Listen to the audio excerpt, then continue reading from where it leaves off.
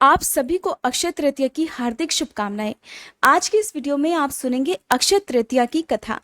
साल 2022 में 3 मई मंगलवार के दिन अक्षय तृतीया है और अक्षय का अर्थ होता है जो कभी खत्म ना हो, यानी कि इस दिन किए गए शुभ कार्यों का अक्षय फल प्राप्त होता है।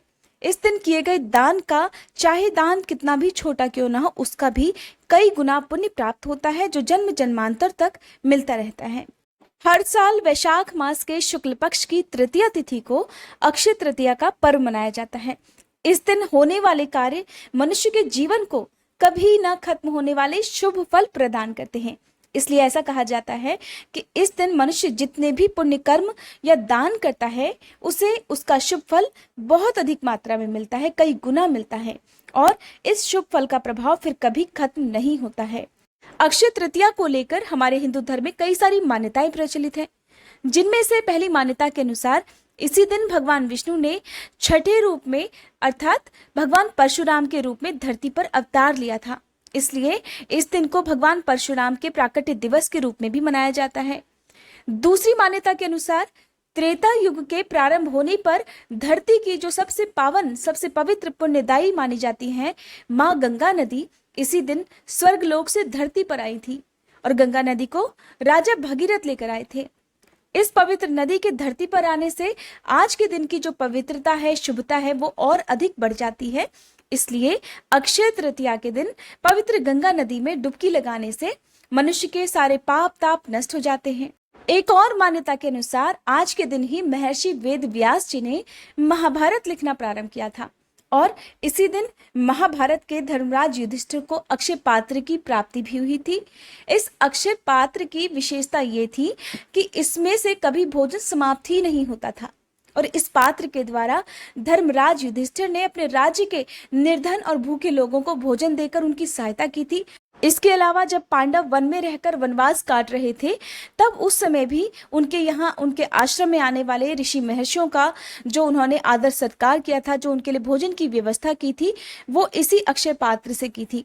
कहीं कहीं ऐसी भी मान्यता है कि ये अक्षय पात्र भगवान श्री कृष्ण ने द्रौपदी को दिया था। तो है ना अक्षय तृतीया का हमारे हिंदू धर्म में विशेष महत्व।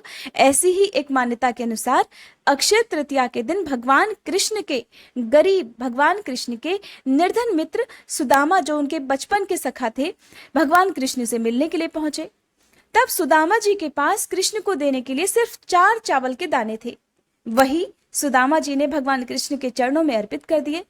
परंतु अपने मित्र और सबके हृदय की जानने वाले अंतर्यामी भगवान मधुसूदन सब कुछ समझ गए और उन्होंने सुदामा की गरीबी को दूर करते हुए उनकी झोपड़ी को महल में बदल दिया और उन्हें सब प्रकार की सुविधाओं से संपन्न बना दिया। तब से मान्यता है कि अक्षय तृतीया पर किए गए दान का महत्व और भी अधिक बढ़ जाता है।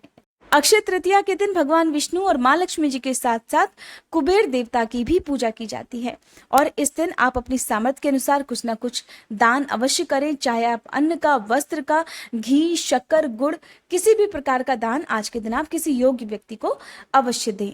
वैसे तो बहुत सारे लोग अक्षय तृतीया के दिन उपवास भी रखते हैं और इस दिन अबूझ मुहूर्त रहता है जिसमें आप किसी भी नए कार्य की शुरुआत किसी भी समय कर सकते हैं और 3.5 जो मुहूर्त पड़ते हैं पूरे साल भर में अबूझ मुहूर्त कहलाते हैं, जिनमें आप पूरे दिन कभी भी कोई भी कार्य कर सकते हैं। आपको पंचांग देखने की आवश्यकता नहीं होती है। ऐसे में अक्षय तृतीया का दिन इन 3.5 अबूझ मुहूर्तों में से एक माना जाता है।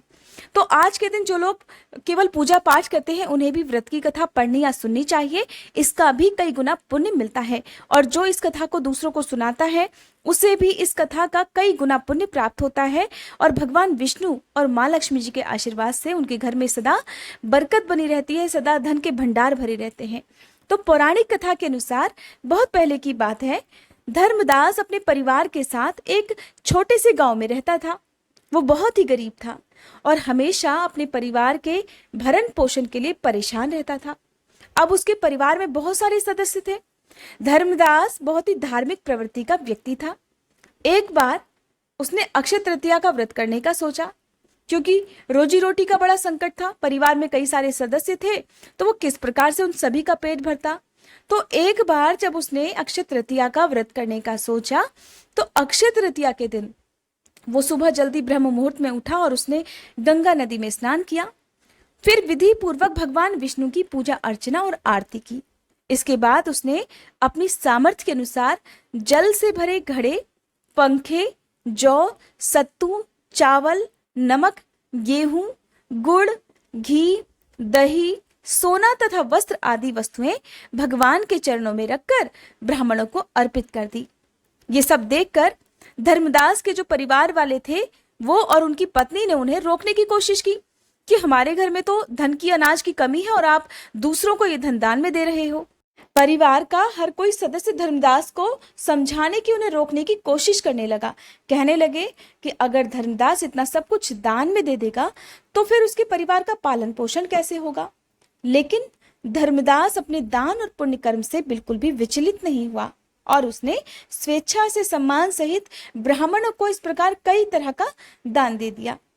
उसके जीवन में जब भी अक्षय तृतीया का पावन पर्व आया, उसने हर बार इसी विधि विधान से पूजा पाठ की और इसी प्रकार से उसने योग्य व्यक्तियों को, ब्राह्मणों को दान आदि दिया।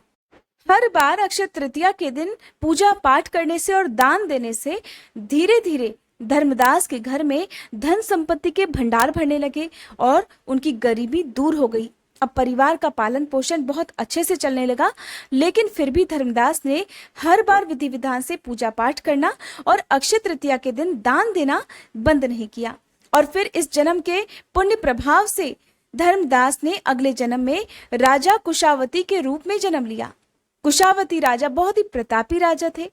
उनके राज्य में सभी प्रकार के सुख, धन, सोना, हीरे जवाहरात, संपत्ति, किसी भी प्रकार की कोई कमी नहीं थी और उनके राज्य में प्रजा भी बहुत सुखी थी और अपने राजा को वो प्रजा बहुत प्यार करती थी। अक्षय तृतीया के पुण्य प्रभाव से राजा को अगले जन्म में वैभव और यश की प्राप्ति हुई। लेकिन वो कभी भी लालच के वश में नहीं हुए और न ही अपने सत्कर्म के मार्ग से विचलित हुए। इस प्रकार उन्हें सदा अक्षय तृतीया का पुण्य प्राप्त होता रहा। जैसे भगवान ने धर्मदास पर अपनी कृपा की, वैसे ही जो भी व्यक्ति अक्षय तृतीया के दिन इस पावन कथा को सुनता है या दूसरों को सुनाता है और विधि विधान से पूजा और दान आदि करता है, उसे अक्षय पुण्य और यश की प्राप्ति होती है। अगर आप जानना चाहते हो अक्षय तृतीया की पूजा विधि के बारे में, इस दिन किन चीजों का दान करना चाहिए और कौन से काम भूले से भी नहीं करने चाहिए, तो इसकी वीडियो भी हमारे चैनल पर पहले से अपलोडेड है। साथ ही आप हमारे इस चैनल पर हर दिन नियम से वैशाख मास महात्म्य और आने वाले जितने भी व्रत हैं उन सभी की कथाएं भी सुन सकते हैं। और आजकल आप हर दिन नियम से हमारे इसी चैनल पर भागवत की कथाएं भी सुन सकते हैं। उम्मीद करती हूँ ये वीडियो आपको पसंद आई होगी। वीडियो अगर अच्छी लगी हो तो वीडियो को लाइक करके कमेंट बॉक्स में विष्णु भगवान की जय लिखना मत भूलिएगा।